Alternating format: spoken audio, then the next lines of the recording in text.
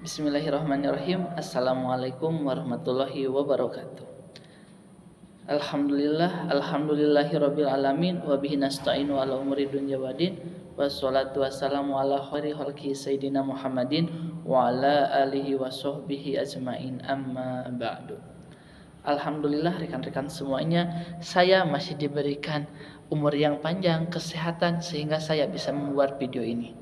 Di dalam video kali ini, saya akan sedikit memaparkan materi mengenai isu-isu kontemporer dalam pendidikan Islam. Sebelum ke materi, izinkan saya memperkenalkan diri terlebih dahulu. Nama saya Cecep Nur Rohid Al-Mubarak. Saya merupakan salah satu mahasiswa aktif di Prodi Pendidikan Agama Islam, Fakultas Pendidikan Islam dan Keguruan di Universitas Garut. Di sini saya akan menyampaikan beberapa materi inti mengenai isu-isu kontemporer.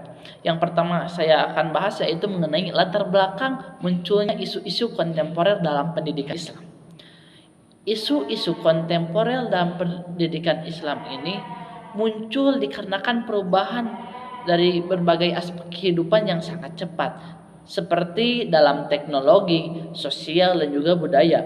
Pendidikan Islam ini dituntut tidak hanya untuk mempertahankan nilai aslinya saja, tetapi juga mampu beradaptasi dengan realitas yang baru atau perubahan zaman yang sekarang. Hal ini sejalan dengan firman Allah dalam Quran surat Ar-Ra'd ayat 11, yang dimana ayat tersebut menekankan bahwa perubahan itu harus dimulai dari diri sendiri, termasuk dalam sistem pendidikan, di mana ayat tersebut berbunyi, A'udzubillahi minasyaitonirrajim, Bismillahirrahmanirrahim, lahu mu'aqibtu min baini yadayhi wa min khalfihi yahfudunahu min amrillah, innallaha la yughayyiru ma biqaumin hatta yughayyiru ma bi anfusihim, wa idza aradallahu biqaumin su'an fala maradallahu wa malahum mandunihi miwalid. Yang artinya baginya manusia ada malaikat-malaikat yang menyertainya secara bergiliran dari depan maupun dari belakang, yang menjaga atas perintahnya Allah. Sesungguhnya Allah itu tidak mengubah keadaan suatu kaum hingga mereka mengubah apa yang ada pada diri mereka. Apabila Allah menghendaki keburukan terhadap suatu kaum, tidak ada yang dapat menolaknya, dan sekali-kali tidak ada pelindung bagi mereka selain Dia. Kita garis bawahi mengenai perubahan, gimana dalam firman ini perubahan zaman ini terjadi karena ulah kita sendiri. Jadi teknologi-teknologi ini mulai berkembang dari ego manusia sendiri. Yang kedua mengenai karakteristik dan dinamika isu-isu kontemporer. Isu kontemporer ini bersifat dinamis, kompleks, dan juga saling berkaitan satu sama lain. Perubahan yang terjadi seringkali cepat dan sulit untuk diprediksi. Oleh karena itu, pendidikan Islam harus mampu bersikap moderat ataupun wasatiyah, yaitu seimbang antara mempertahankan nilai agama dan juga menerima perubahan zaman. Seperti dalam Quran surat Al-Baqarah ayat 143 yang artinya, dan demikian pula kami menjadikan kamu umat yang wasat ataupun yang moderat. Jadi kita ini dijadikan oleh Allah itu untuk menjadi seseorang yang moderat gitu. Jadi tidak ekstrim terhadap agama kita sendiri atau keyakinan kita sendiri. Untuk selanjutnya yaitu mengenai urgensi kajian isu kontemporer bagi pengembangan pendidikan Islam. Kajian isu kontemporer sangat penting untuk menjaga relevansi pendidikan Islam di tengah perkembangan zaman atau di era globalisasi sekarang. Urgensi lainnya seperti sebagai dasar pengembangan kurikulum, di mana kurikulum ini harus berkembang sesuai perubahan zaman. Yang kedua, menentukan metode pembelajaran yang sesuai zaman, di mana pada zaman dahulu metode-metode yang digunakan hanya sekedar metode ceramah atau tanya jawab saja. Tetapi kita sekarang dituntut untuk menggunakan media ataupun digital gitu, sesuai dengan perubahan zaman untuk menyesuaikan dengan karakteristik peserta didik. Yang ketiga yaitu menjawab tantangan moral dan juga sosial. Jadi kita harus bisa menangkal dengan apa-apa di dalam nilai Islam ini dengan tantangan-tantangan yang ada pada perubahan zaman ini. Dengan memahami isu kontemporer ini, pendidikan Islam ini dapat melahirkan generasi yang tidak hanya religius, tetapi juga cerdas, kritis, dan juga adaptif terhadap perubahan zaman. Seperti itu. Baik, untuk materi selanjutnya yaitu mengenai modernisasi dan globalisasi dalam pendidikan Islam. Globalisasi membawa berbagai pengaruh yang harus disikapi secara bijak di dalam pendidikan Islam ini. Di dalam pendidikan Islam, globalisasi ini memiliki dua sisi, ada sisi positif maupun sisi negatifnya. Di mana sisi positifnya itu kita bisa mengakses ilmu lebih luas, mengakses informasi lebih luas, kemajuan teknologi dan juga pertukaran budaya dengan budaya luar. Untuk sisi negatifnya yaitu westernisasi, degradasi moral dan hilangnya identitas seorang muslim.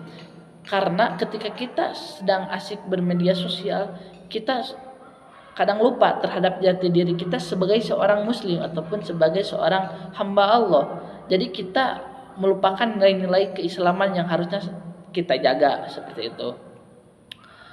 Dan di dalam globalisasi ini banyak sekali informasi-informasi yang muncul dari luar tanpa kita ketahui latar belakangnya apakah ini benar ataupun ini salah.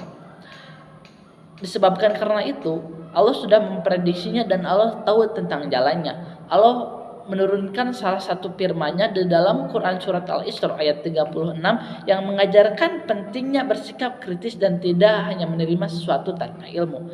Untuk bunyinya yaitu wala taqfu ma laisa laka bihi ilmu.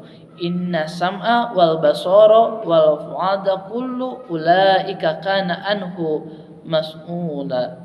Yang artinya, dan janganlah kamu mengikuti sesuatu yang tidak kamu ketahui, karena pendengaran, penglihatan, dan juga hati nurani semua itu akan dimintai pertanggungjawabannya di akhirat nanti.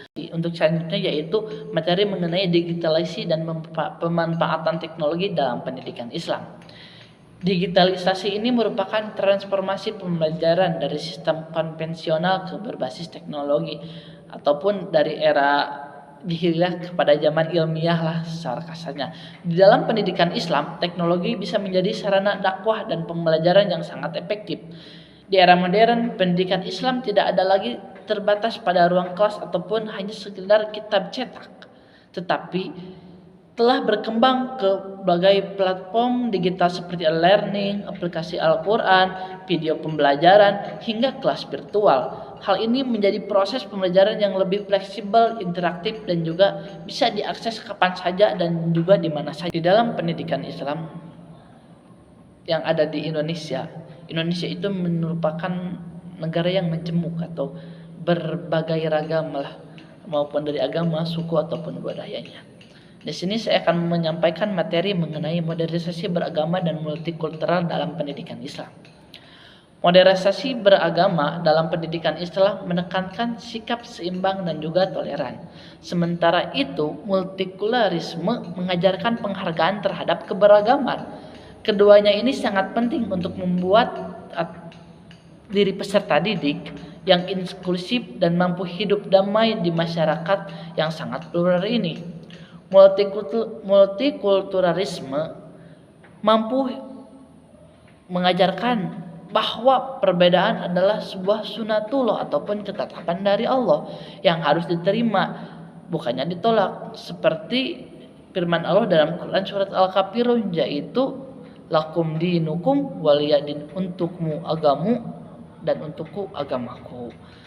Di mana ayat ini menegaskan bahwa setiap orang memiliki keyakinan masing-masing dan kita harus saling menghormati keyakinan tersebut.